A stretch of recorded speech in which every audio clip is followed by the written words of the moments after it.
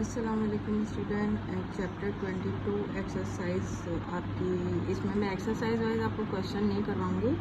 इसके अंदर जो है इम्पोर्टेंट क्वेश्चन जो है चैप्टर 22 के वो मैं आपको करवाऊंगी कि, और इसका नंबर 1 क्वेश्चन जो है वो है find mean deviation variance of the following observation class for last 7 days absentees. ये 7 दिनों के अंदर जो बच्चे एब्सेंट हुए हैं उनके बारे में बताया और इनका वेरिएंस मालूम करने के लिए दियर स्टैंडर्ड डेविएशन। इनके लिए हमें जो फॉर्मूले यूज़ करने पड़ेंगे, सबसे पहले मुझे इनका मीन निकालना है। मीन निकालने के लिए यानी एक्स बार किसके बराबर होता है, sigma x upon n. N का मतलब है जितनी भी वैल्यूज़ हैं, और सिग्मा एक्स ये जितनी भी ऑब्जर्वेशन जितनी भी दी हैं वो तमाम मैंने लिख दी। प्लस किया और 7 से डिवाइड किया तो ये मेरे पास में आया है कि 3.71। अब इसके लिए मुझे 4 कॉलम बनाने पड़ेंगे। अगर सिर्फ वेरिएंस देंगे तो फिर हम सिर्फ 3 कॉलम बनाएंगे, और अगर मीन डेविएशन भी दे दिया तो उसके लिए मुझे 1 कॉलम को और इजाफा करना पड़ेगा, वो है x माइनस एक्स बार का मॉड। ठीक है, तो इसमें 2 चीज़ें दी हैं इसलिए मैं एक साथ आपको बता रही हूँ। कैलकुलेशन ज़्यादा थी इसलिए मैंने पहले से कर लिया, सिर्फ मैं आपको इसके अंदर डिफ़ाइन करूँगी। ठीक है, तो पहली वैल्यू जो है वो है आपके पास में ये तमाम वैल्यूज़ लिख ली यहाँ पे x माइनस एक्स बार। ये x है और x बार जो है वो 3.71, यानी x बार जो है वो ये आए। ठीक है, तो यहाँ पे मैंने 3 में से माइनस कर दिया 3.71, दोनों को माइनस किया तो -0.7। 5 में से ये माइनस किया तो ये आ गई वैल्यूज़। इसी तरीके से तमाम में से x में से x बार को माइनस करते रहे तो ये वैल्यूज़ आती चली गई मेरे पास में। उसके बाद में मैंने इनका निकाला है square. x minus x bar का स्क्वायर यानी -0.7 का स्क्वायर मेरे पास में आ गया। स्क्वायर की वजह से ये माइनस प्लस में बदल गया। 0.7 को जब 0.7 से मल्टीप्लाई किया तो 0.49। इसी तरीके से 1.3 का स्क्वायर, और ये तमाम स्क्वायर सारे निकाल लिए इसके और इसको प्लस कर लिया। ये है समीशन यानी सिग्मा। इन तमाम को जब प्लस किया तो ये वैल्यूज़ बनी। और मॉड, अब मॉड में क्या चीज़ होती है कि ये वाली वैल्यू, यानी यही देखें ना x माइनस एक्स बार, तो x माइनस एक्स बार है -0.7। इसके अंदर मॉड में माइनस को इग्नोर कर देते हैं, चाहे माइनस में प्लस में लिखी वैल्यू प्लस में ही जाती है।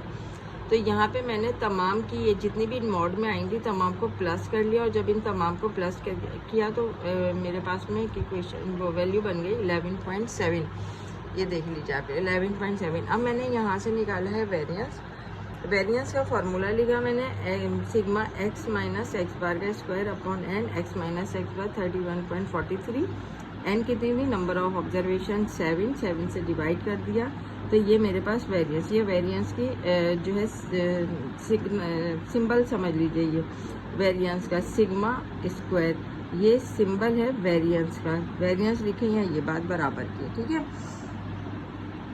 अब आपने क्या किया है, इन दोनों को एक दूसरे के साथ डिवाइड कर दिया तो ये वैल्यू है। अगर इसी में एक चीज़ का और इजाफा कर दें लोग स्टैंडर्ड डेविएशन, तो आप इसका रूट निकालें तो ये स्टैंडर्ड डेविएशन हो जाएगा। अब इसमें आप यहाँ पर आ जाइए तो मीन डेविएशन के लिए मैंने क्या किया, इसका फॉर्मूला लिखा मीन डेविएशन का, और इसको n से डिवाइड कर दिया, यानी 7 से जितनी वैल्यूज़ थी तो ये मेरे पास में आ गया मीन डेविएशन। और ये कुल टोटल मेरा क्वेश्चन है जो बहुत इंपॉर्टेंट है इस दफ़ा का, और ये मैंने एक साथ आपको सॉल्व कर दिया। पहला क्वेश्चन है, ठीक है। और question number 2, find mean deviation of the marks of the student in 5 subjects. अब ये मीन डेविएशन दिया है इसके अंदर। ठीक है, पहले मैंने आपको variance and mean deviation, standard deviation सब दिया था, इसके अंदर से मीन डेविएशन की बात हो रही है। तो अब इसके अंदर देखें आप कि ये एक्स बार निकाल लिया, यानी तमाम वैल्यूज़ को प्लस किया, और जितनी थी 5 थी तो 5 से डिवाइड कर लिया, ये मेरे पास में एक्स बार आ गया। ये तमाम एक्स की वैल्यूज़ हो गई, ये तमाम एक्स माइनस एक्स बार यानी 90 माइनस 56 जैसे पहले क्वेश्चन में किया था। इसी तरीके से तमाम वैल्यूज़ आ गई। मॉड का मतलब होता है अगर वैल्यू माइनस में भी है तो आप उसको प्लस में कर दीजिए। ठीक है, अगर प्लस तो प्लस ही है, जो प्लस में माइनस है वो भी प्लस में हो जाएगी। सही, इन तमाम को प्लस किया तो sigma x minus x bar इसके बराबर आ गया। मीन डेविएशन फार्मूला लगाया sigma x minus x bar upon n का, और इसके अंदर वैल्यूज़ पुट की, और इसके बाद मीन डेविएशन आपके पास आ गया। दोनों को डिवाइड करने के बाद 25.5। अब ये मार्क्स थे तो ये मार्क्स आ जाएंगे। ठीक है, स्टूडेंट क्वेश्चन नंबर आपके पास में आ रहा है ये 3। 2 क्वेश्चन करवा दें, इंपॉर्टेंट इस साल के क्वेश्चन हैं ये सारे, और मेन क्वेश्चन जो है ये सेक्शन सी में भी आ सकता है आपका। तो वो है marks obtained by the student in subject at out of 50 are given of the following group. एक होता है ग्रुप डेटा और एक होता है अनग्रुप। तो ये ग्रुप किसको कहते हैं? जिसके अंदर इतने से इतने यानी 25 से 29 मार्क्स 9 बच्चों ने हासिल किए, 30 से 34 18 ने किए, 35 to 39 35 ने किए। ये ग्रुप डेटा कहलाता है, ठीक है। इसके अंदर इन्होंने कहा मीन, मीडियन एंड मॉड। आपको एक चीज़ मालूम करने को दी जाएगी, क्या तो मीन या मीडियन या मॉड।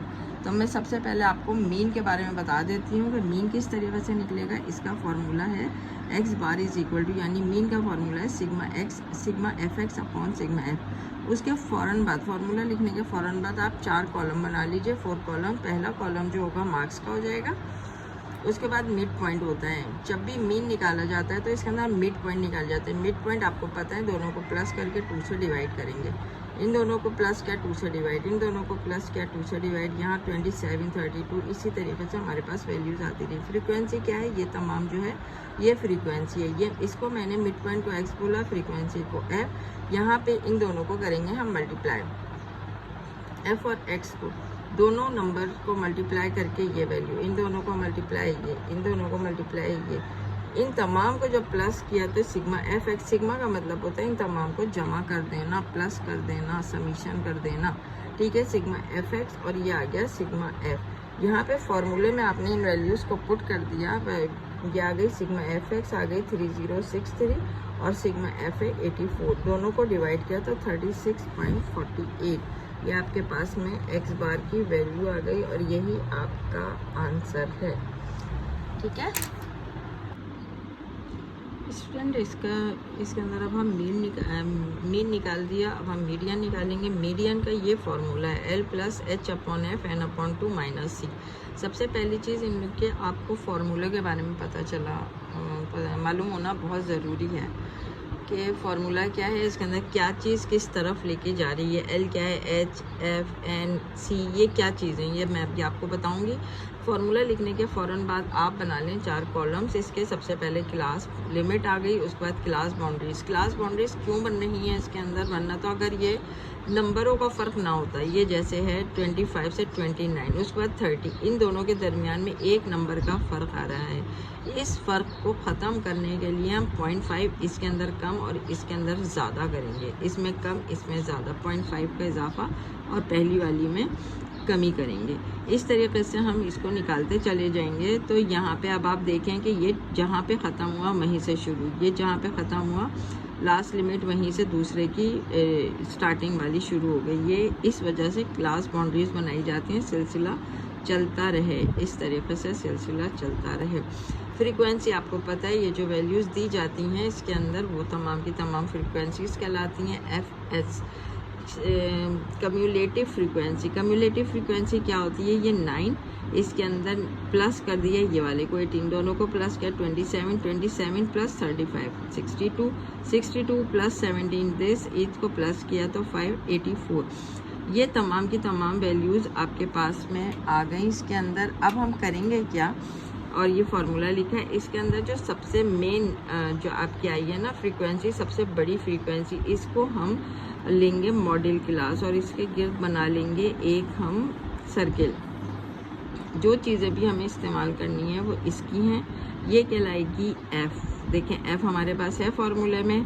एच क्या है? इन दोनों के दरमियान का difference, lower and upper limit and lower limit के दरमियान का जो डिफरेंस है वो एच है। ये क्या है? लोअर क्लास बाउंड्रीज, ये एल है, पहली वाली एल है। इसका काम हमारे पास अब हो गया ख़त्म। क्लास बाउंड्रीज बनाने के बाद इसका काम ख़त्म हो गया। इससे सिर्फ क्लास बाउंड्रीज बनाई है डिफरेंस निकालने के लिए। 0.5 था, ये एफ हो गई। अच्छा, अब सी क्या चीज़ है? ये जो आपके पास मॉडल क्लास थी इससे ऊपर वाली वैल्यू जो है वो है सी और ये वाली वैल्यू है एन। अब आपके पास सारी चीज़ें आ गई तो आप यहाँ पे लिख लीजिए। एच आया मेरे पास, इन दोनों के दरमियान का डिफरेंस है 5। यहाँ पे अगर लें तो एफ जो है वो है हमारे पास में 35, सी जो है वो है हमारे पास 27, n जो है वो है मेरे पास में 84 और ये लोअर क्लास लिमिट यानी l जो है वो है 34.5। इन तमाम को अब हम वैल्यूज़ को इस फॉर्मूले में पुट करेंगे और यहाँ से हम मीडियन निकाल लेंगे। ये वैल्यूज़ आ गई मेरे पास में। इन तमाम को वैल्यूज़ को मैं प्लस करके फॉर्मूले में डालती हूँ। स्टूडेंट ये तमाम वैल्यूज़ जब मैंने लिख ली यहाँ पे, तो अब इसके बाद इसको मुझे मीडियन के फॉर्मूले में डालना है। मीडियन मेरा फॉर्मूला ये है L + H/F n/2 - c। L यहाँ से उठाया, H 35 आपके पास में जो वो है फ्रिक्वेंसी, n/2 84/2 - c। उसके बाद में आपने इसको तो ऐसे ही रहने दिया, इसको डिवाइड करके लिखा तो 42 - 27 15 बच गए। 15 को आपने इससे मल्टीप्लाई कर दिया, 15 5 = 75/35। ये अपनी जगह मौजूद है, दोनों को डिवाइड किया तो ये आ गया। इन दोनों को प्लस करके मीडियन में आ गया 36.64। ये आ गया आपका मीडियन और ये आ गया आपका आंसर। जी स्टूडेंट, यहाँ पे आप देखें कि मॉड के लिए हमें क्या है, सबसे पहली चीज़ इसका फार्मूला हमें याद रखना है कि इसका फार्मूला है L + Fm - F1 × H/Fm - F1 + Fm - F2। ये Fm, F1, H, L ये सब क्या है, तो इसके लिए हमें 3 कॉलम बनाने पड़ेंगे। पहला है क्लास लिमिट जो आपके पास मौजूद है, क्लास बाउंड्रीज, इसमें 5 पॉइंट कम, इसमें 5 पॉइंट ज़्यादा। क्योंकि एक सिलसिला देना है इसके अंदर हमको कि कोई फ़र्क ना आए, 1.5 का भी फ़र्क ना आए, लिहाजा ये जहाँ पे ख़त्म वहाँ से ये शुरू, ये वाली चीज़ हुई। फ्रीक्वेंसी आपको पता है जो चीज़ थी, उसके बाद मैंने इसके अंदर लगा दिया ये फार्मूला। अब इसके अंदर हम लेंगे मॉडल क्लास। मॉडल क्लास क्या है, आपके पास 35 है मॉडल क्लास। इसके गिर्द आपने एक सर्किल बनाना है। पहली ये वाली जो है ये Fm है, ऊपर वाली वैल्यू F1 है, नीचे वाली वैल्यू F2 है। इन दोनों के दरमियान का फ़र्क जो है वो H है और ये लोअर क्लास बाउंड्रीज L है। अब इसके अंदर भी आप क्या करें कि आप चीज़ें लिख लें। Fm हमारे पास है 35, उसके बाद है F1 है मेरे पास 18, F2 है मेरे पास में 17 और H है मेरे पास में 5 का डिफरेंस है और L है 34.5। इन तमाम को अब हम वैल्यूज़ को पुट करते हैं और इसका आंसर देखते हैं क्या आ रहा है। स्टूडेंट्स, ये मैंने तमाम वैल्यूज़ जो लिखी हैं इसके हिसाब से मैंने इसके अंदर पुट कर दी हैं। जो जिस जगह की वैल्यूज़ थी तमाम पुट करने के बाद में इसको सॉल्व किया है तो Fm यानी Fm 35 में से 18 माइनस किया तो मल्टीप्लाई बाय H से 5 था। नीचे इनको सॉल्व किया Fm - F1 Fm - F2 और ये तमाम को ऊपर मल्टीप्लाई कर दिया। इसमें से माइनस करने के बाद इसको मल्टीप्लाई कर दिया। इन दोनों को ये 17 बचा, 17 इधर 18, तो इन दोनों को प्लस किया 35, इसके से मल्टीप्लाई किया तो मेरे पास में आ गया 85। ये हुआ, इन दोनों को डिवाइड किया तो 2.428, दोनों को प्लस किया तो 36.92। ये मेरे पास में मॉड आया है। ठीक है, क्वेश्चन नंबर 4 है इसका, जिसके अंदर फाइंड करने को दिया arithmetic mean, geometric mean, harmonic mean, median and mode in the following where possible. तो इतनी सारी वैल्यूज़ इन्होंने दे दी और इसका अर्थमेटिक मीन तो सबसे आसान होता है, आराम से निकाल सकते हैं। अर्थमेटिक मीन यानी x बार = सिग्मा x/n। इन तमाम को वैल्यूज़ को प्लस किया, जितनी भी थी टोटल 12 थी, डिवाइड कर दिया तो ये तो आ गया आपके पास में अर्थमेटिक मीन। हार्मोनिक मीन मालूम करने के लिए फॉर्मूला n/सिग्मा 1/x। n कितनी है, 12 वैल्यूज़ हैं, 1/x यानी तमाम वैल्यूज़ का 1/51 1/52 असेंडिंग ऑर्डर में लिख लिया। जितने भी 51 52 थे, 3 टाइम 52 थे इसके अंदर, उन तमाम को 1/ करके यहाँ पे मैंने वैल्यूज़ को प्लस कर दिया और इनका इन्वर्स निकाल लिया तो ये वैल्यूज़ मेरे पास में आ गई। ठीक है, और इनको 12 से डिवाइड कर दिया तो 56 यहाँ पे मेरे पास में। इन तमाम को वैल्यूज़ को फिर प्लस किया तो ये नंबर आया और इस पर जब मैंने 12 से डिवाइड किया तो 56.20 मेरे पास में वैल्यूज़ इसकी आ गई। ठीक है,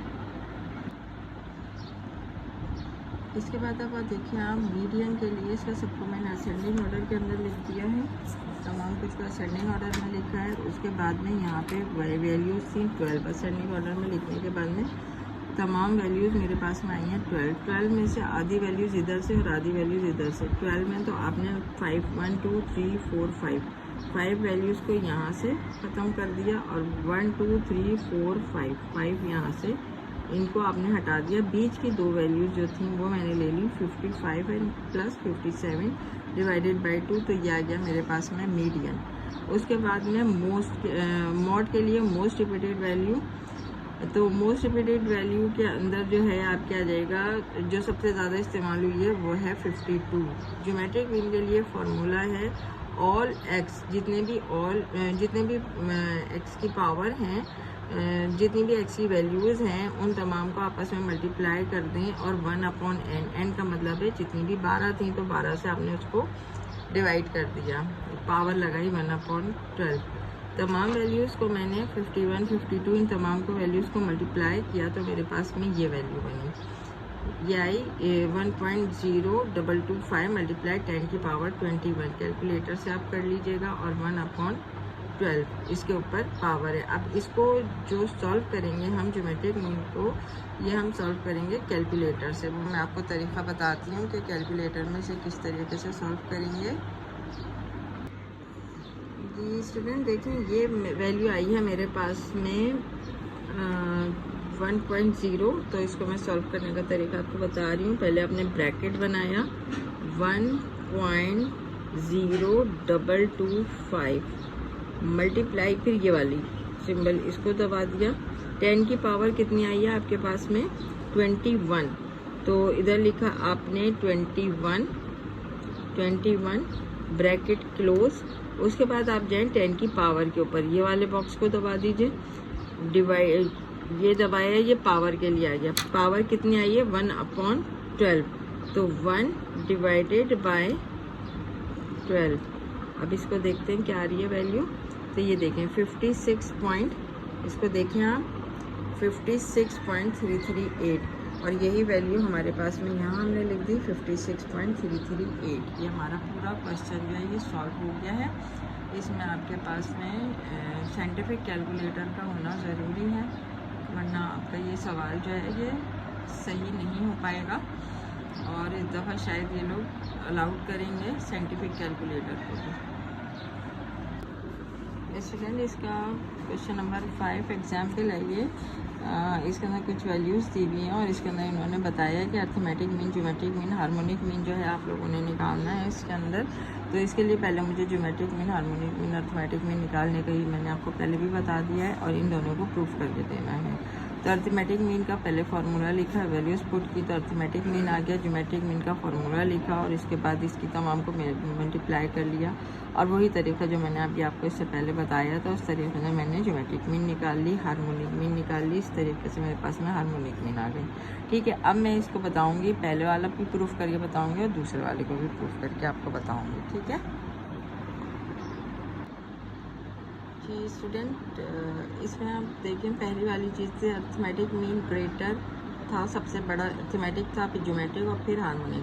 तो उसके बाद उनकी वैल्यूज़ मैंने पुट कर दी उनकी जगह के ऊपर, तो मैंने देखा कि ये जो था अर्थमेटिक मीन सबसे बड़ा है, उसके बाद उससे छोटा ज्योमेट्रिक है, और सबसे छोटा जो है वो हार्मोनिक मीन है। पहली चीज़ प्रूव हो गई। दूसरी वाली है ज्योमेट्रिक मीन का square is equal to arithmetic mean और हार्मोनिक मीन का मल्टीप्लाई। तो दोनों इसका जब मैंने स्क्वायर निकाला तो यह आया, और इन दोनों को मैंने मल्टीप्लाई किया तो यह आया 36.06 और 36.07। ये पॉइंट का मसला जो होता है, पॉइंट के काफ़ी देर के बाद ये वाला जो मसला होता है वो पॉइंट ज़्यादा होते हैं इस वजह से आ जाता है, वरना दोनों बिल्कुल बराबर की आएंगी।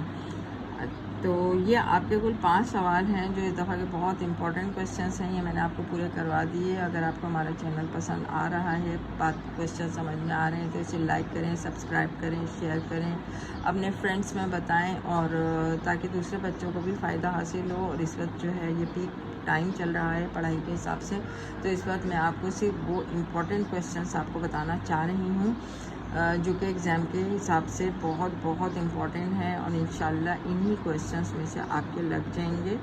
और जितने भी इससे पहले भी मैंने बताए और ये वाला पूरा एक उसमें मैंने आपको चैप्टर कंप्लीट करवा दिया है।